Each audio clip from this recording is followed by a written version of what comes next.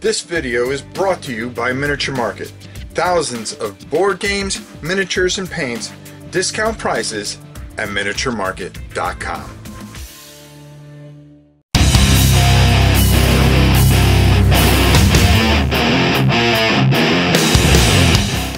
Number 10 is a game I just recently played, and I must have played it 9 different times, tried the expansion with it, and absolutely love it. That it shot up so far up that it made the top 10 games of 2018 for me, and that's Tabletop and the new expansion.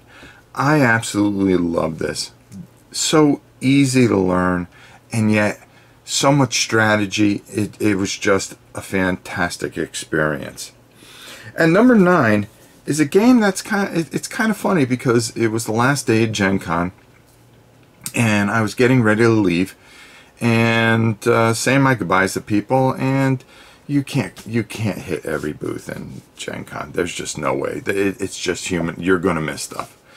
Well, I was walking out and I seen an old friend, and he said, "Hey, have you seen my new game?" I go, "No, I haven't, unfortunately. You know, I've been running around like a moron."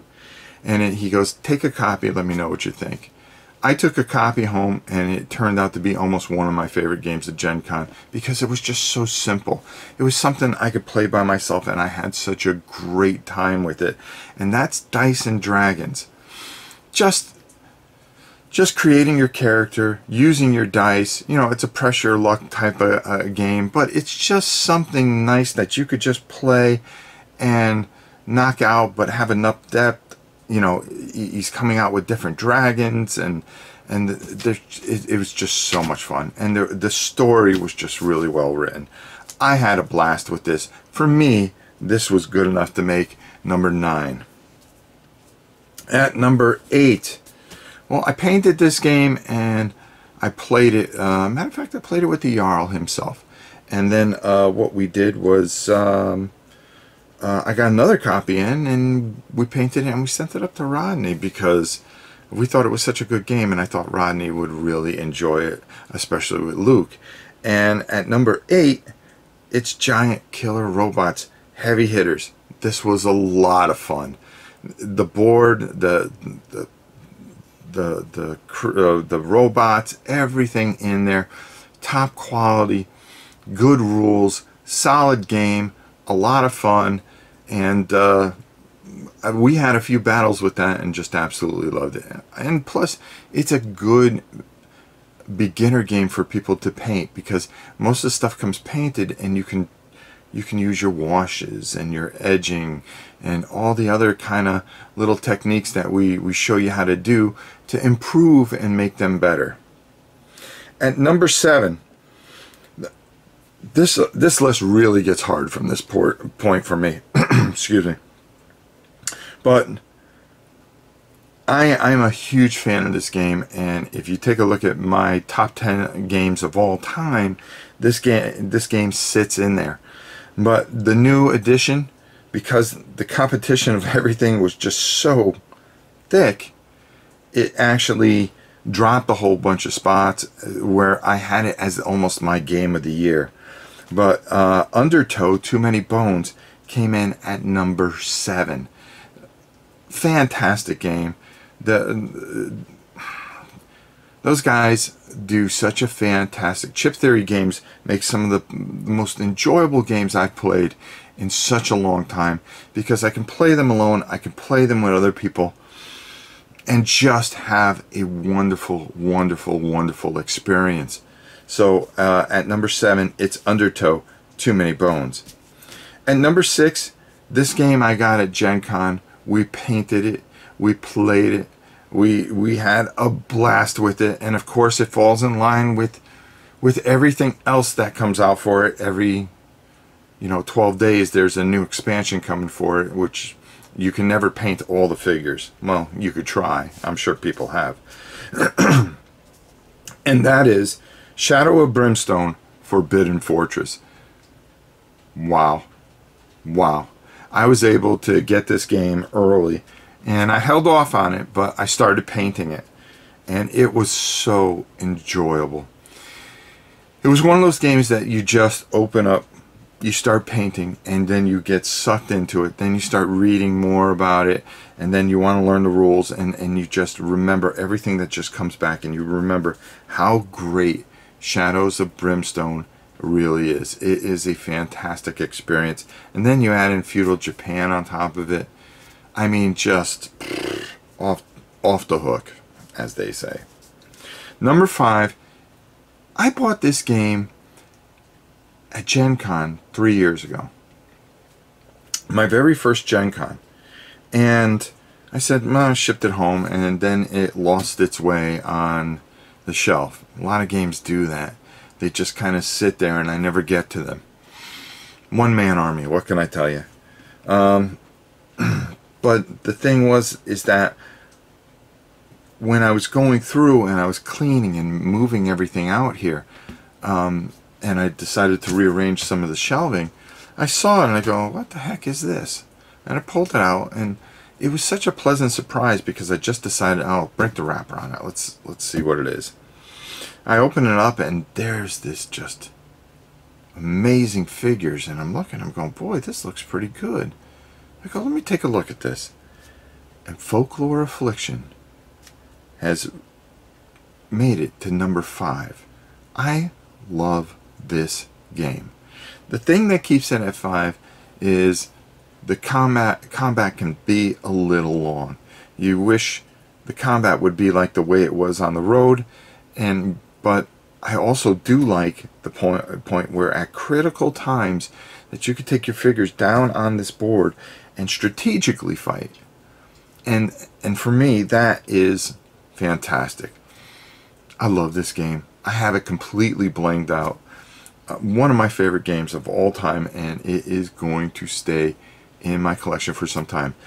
I rest assured that this will be in my top games of all time. And number 4 is a print and play game. It's something I discovered on BGG, and I went, oh, this looks a little different. I was looking for something just out of the ordinary, different. And Dungeon 100 is a fantastic experience. The story you create is the story that you build in your mind. It isn't spelled out for you. It's a bunch of rolling a D100 and determining different things that happen to you, different places you go, and you draw it all out, and you build your character, and you just try to get and accomplish these scenarios, and it is just fantastic.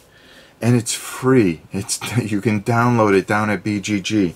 Dungeon 100 is my top 4 games of 2018 because somebody put their passion and just said, here, take a look at this. You can also donate to this man, so hopefully he builds more stuff by going to I think it's RPG, Drive-Thru RPG, and you can download the actual printed copy, and they have a beautiful cover for it. I have it. It's something I'm going to treasure for some time, and I really enjoy this. It really sets up for a wonderful experience.